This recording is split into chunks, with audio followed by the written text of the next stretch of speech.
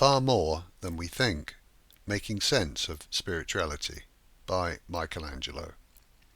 Chapter 38. Chakras Can. If we drill down one level in terms of personal vibrational energy, we come to the idea of the 7 energy centers of the body.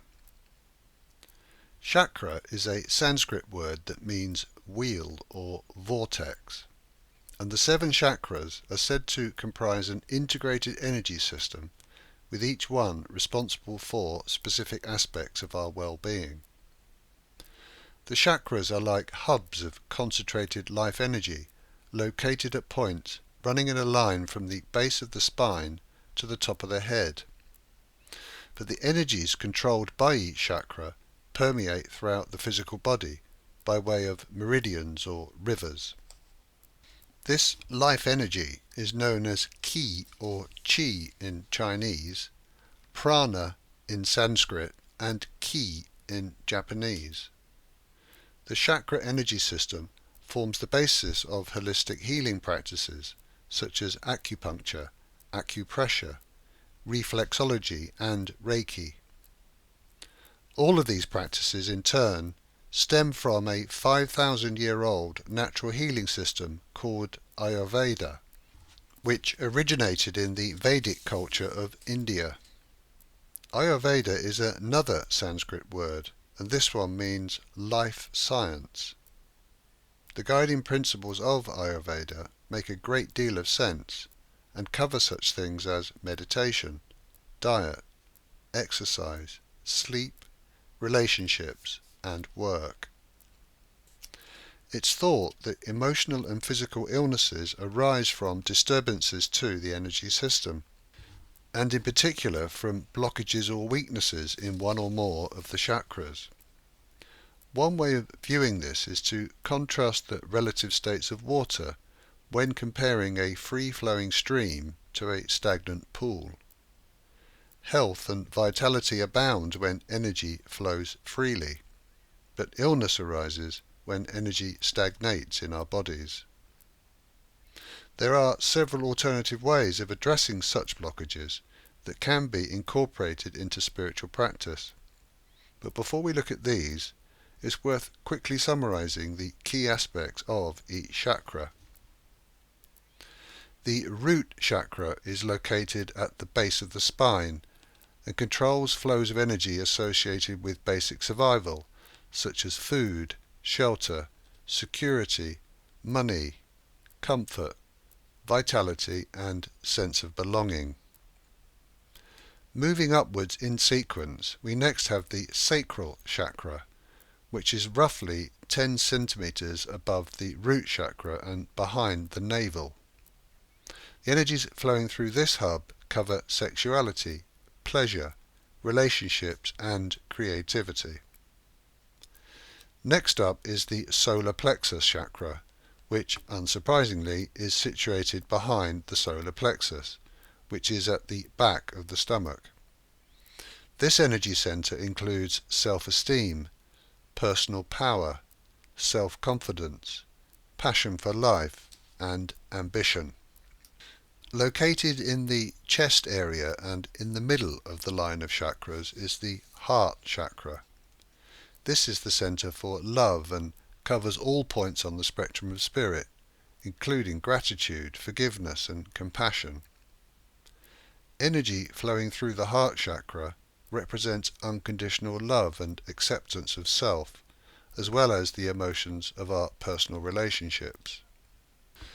The 5th hub is the throat chakra, which is in the hollow of the throat. This is the communication center covering all forms of self-expression and is responsible for truth, honesty, and integrity. The penultimate chakra is called the 3rd eye chakra and is located at a point inside the brain but above and between the eyes. As previously mentioned, there's a school of thought which says that the 3rd eye chakra is the pineal gland, but this would imply a physical gland rather than an energy center, although of course it could simply be both. This energy vortex is the center for intuition, genius, visualization, and sense of purpose. The highest point in the chain is the crown chakra, which is situated just inside the very top of the head. This is the hub for energies concerned with conscious and subconscious brain function, the central nervous system, spirituality, and consciousness. Spiritual artwork often depicts the universal energy of life flowing in and out of the crown chakra, representing our link with the unified field. In terms of vibrational energy, I find it helpful to conceptualize an increasing frequency of energy, rising from the fearful lower frequencies of basic survival in the root chakra, up through the range to the high vibration of loving consciousness in the crown chakra. This ties in with the idea of choosing loving thoughts in order to raise our overall vibration to higher and higher levels. In theory, this high frequency energy would eventually manifest as light, and we would literally glow. This may well be the basis of reported phenomena such as halos and angelic orbs, but that risks straying into the realms of potential fantasy. Meanwhile, back on planet Earth, it's when our chakras are operating in balance and harmony that we experience emotional and physical well-being. However, many of us experience blockages and weaknesses in our energy systems, and these give rise to a multitude of mental and physical health issues. I'm not going to suggest energy-based healing therapies should replace conventional healthcare, but I do believe that complementary use of such therapies can be extremely beneficial to our well-being. When our chakras are blocked, we feel fearful. Our desires are selfish and unhealthy. We feel powerless and depressed. We feel unlovable and unloving. Our communication is defensive. We lack energy and a sense of purpose, and we feel disconnected from the beauty of life. Basically, life is a drag when our chakras are blocked, and we try to make ourselves feel better in all manner of ways. When our chakras are open, we feel safe and secure. Our desires are selfless and healthy. We feel powerful and uplifted. We love unconditionally. Our communication is honest and open. We feel energized and inspired, and we feel connected to the whole of life. This is when life feels effortless and joyful.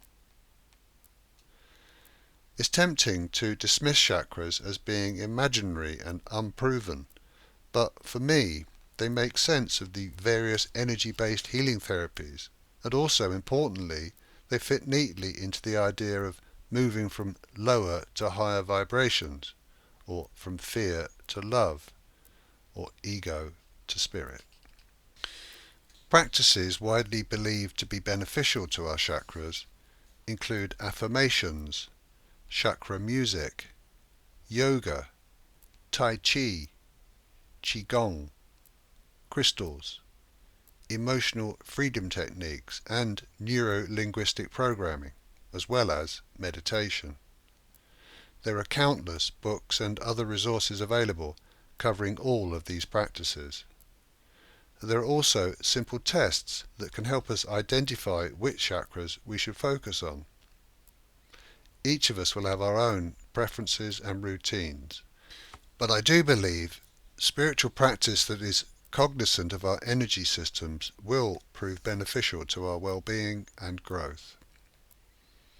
There are many choices open to us, but if we want something to help us refine our spiritual practice to suit our individual circumstances and lifestyle, it makes sense to incorporate some kind of regular activity that keeps our energy chakras in balance.